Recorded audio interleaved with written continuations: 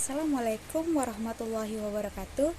Perkenalkan, nama saya Yuni Trisnaningsih dari kelas 3C Manajemen UIN Suskaryo. Baiklah, di sini saya akan menjelaskan yaitu tentang statistik inferensial. Statistik inferensial. Statistik inferensi yaitu yang digunakan untuk menggeneralisasikan data sampel terhadap populasi untuk memberikan peluang sejauh mana kebenaran data sampel terhadap populasi. Maka peneliti menentukan nilai A atau tingkat signifikansinya. Selanjutnya yaitu jenis statistik inferensial. Yang pertama yaitu statistik parametrik. Ilmu statistik yang digunakan untuk data-data yang memiliki sebaran normal dan memiliki skala interval atau rasio. Dan yang kedua yaitu statistik non-parametrik. Ini merupakan statistik bebas sebaran. Statistik ini dapat digunakan pada data yang memiliki sebaran normal atau tidak dan memiliki skala nominal atau ordinal. Langkah-langkah pemilihan metode statistik. Yang pertama, apa sih distribusi data diketahui? Jika distribusi diketahui, maka statistik yang sesuai adalah statistik non-parametrik. Jika tidak diketahui, maka melihat jenis distribusi data tersebut. Kemudian yang kedua, apakah data berdistribusi normal itu? Jika berdistribusi normal, maka statistik yang sesuai yaitu non-parametrik. Jika datanya normal, maka statistik yang sesuai adalah statistik parametrik. Kemudian yang ketiga, sampel ditarik secara random. Jika sampel tidak ditarik secara random, maka statistik yang sesuai adalah statistik non-parametrik. Jika secara random, maka yang sesuai adalah statistik parametrik. Kemudian varian kelompok sama. Jika varian kelompok tidak sama, maka statistik yang sesuai adalah non-parametrik. Jika varian kelompok sama, maka statistik yang sesuai adalah statistik parametrik. Dan yang kelima, bagaimana jenis skala pengukuran data? Jika skala pengukuran data nominal dan ordinal, maka statistik yang sesuai adalah non-parametrik. Jika skala pengukuran data interval dan rasio, maka statistik yang sesuai yaitu parametrik. Selanjutnya, statistik parametrik. Statistik parametrik itu adalah yang digunakan untuk menguji hipotesis yang variabelnya terukur. Contohnya, berapa menit rata-rata tayangan iklan di TV, dan yang kedua, variabel waktu tayangan iklan dapat terukur dalam menit. Statistik parametrik adalah ilmu statistika yang mempertimbangkan jenis sebaran atau distribusi data, yaitu apakah data menyebar normal atau tidak. Pada umumnya, jika data tidak menyebar normal, maka data harus dikerjakan dengan metode statistika non-parametrik, atau setidaknya dilakukan transformasi agar data mengikuti sebaran normal, sehingga bisa dikerjakan dengan statistika parametrik. Kemudian contohnya itu metode statistika parametrik. Uji Z 1 atau 2 sampel. Kemudian uji T 1 atau 2 sampel. Korelasi Pearson, perancangan percobaan, 1 or Y, ANOVA parametrik, dan lain-lain.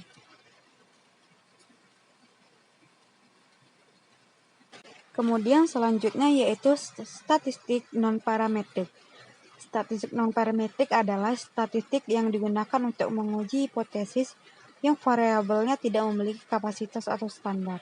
Contohnya itu, berapa besar kepuasan pasien terhadap pelayanan rumah sakit, misalnya X rumah sakit X tersebut. Variabel kepuasan tidak memiliki standar yang pasti. Statistika non-parametrik adalah statistika bebas sebaran atau tidak mensyaratkan bentuk sebaran parameter populasi, baik normal atau tidak. Statistika non-parametrik biasanya digunakan untuk melakukan analisis pada data berjenis nominal atau ordinal. Contohnya tuh binomal test, chi-square test, median test, Friedman test, dan lain-lain. Kemudian singkat kata perbedaannya, kalau ditanya memiliki sebaran atau distribusi normal, maka digunakan statistika parametrik. Kalau data tidak memiliki sebaran normal, maka digunakan statistika non-parametrik.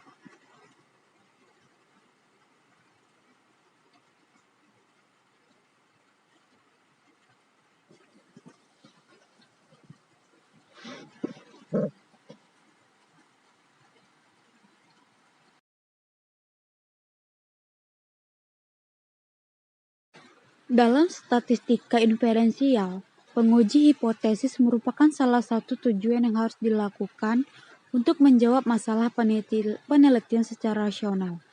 Tujuan penguji hipotesis untuk menentukan apakah jawaban teoritis yang terkandung dalam pernyataan hipotesis didukung oleh fakta yang dikumpulkan selama proses penelitian. Penguji hipotesis atau yang menggambarkan karakteristik populasi dengan menggunakan data sampel atau yang menggambarkan karakteristik sampel. Pada dasarnya merupakan pembuatan keputusan melalui proses inferensi yang memerlukan akurasi penelitian dalam melakukan estimasi. Proses inferensi pada dasarnya dapat dilakukan melalui satu dari dua cara, yaitu estimasi nilai atau membuat keputusan. Membuat keputusan mengenai nilai parameter atau proses pengujian hipotesis. Estimasi nilai parameter populasi akurasinya tergantung pada representasi sampel yang diambil dari populasi yang bersangkutan. Peneliti harus mempunyai kriteria atau standar yang digunakan untuk membuat keputusan terhadap hipotesis yang diuji berdasarkan sampel. Kriteria keputusan yang ditetapkan oleh peneliti dalam istilah Kriteria keputusan yang ditetapkan oleh peneliti dalam istilah statistik disebut tingkat signifikansi atau significance level.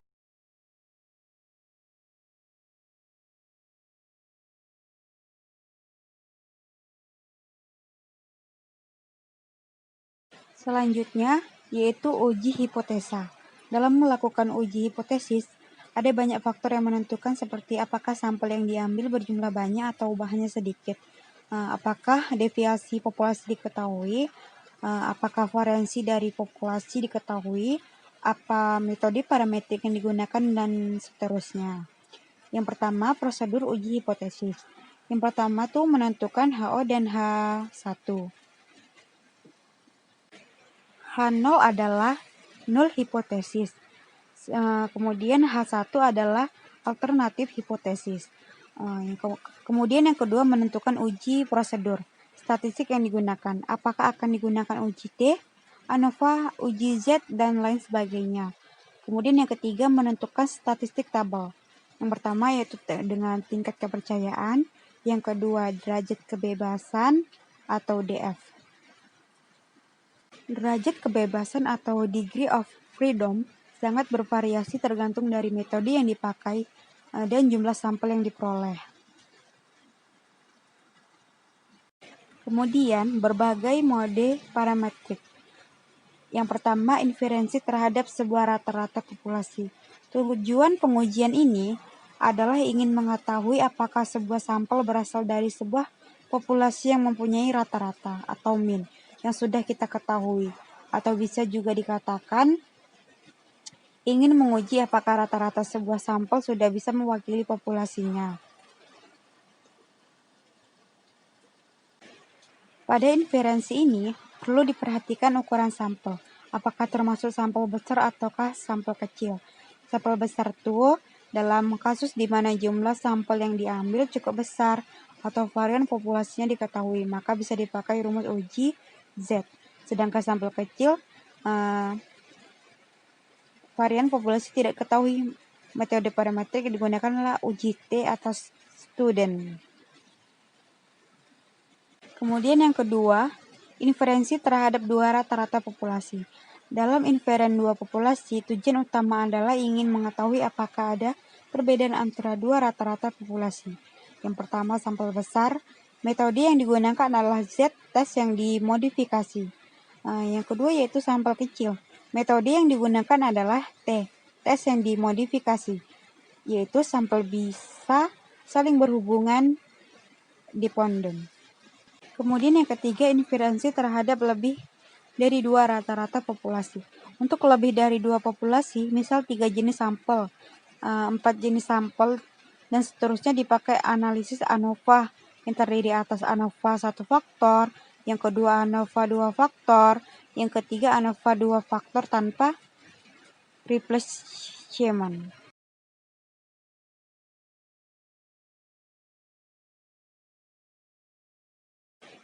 Statistik inferensi dalam SPPS. SPPS menyediakan berbagai metode parametrik untuk melakukan inferensi terhadap data statistik. Oleh karena itu, luasnya cakup parametrik, maka inferensi dengan parametrik akan dibagi dalam beberapa menu pada SPPS, yaitu menu Compare,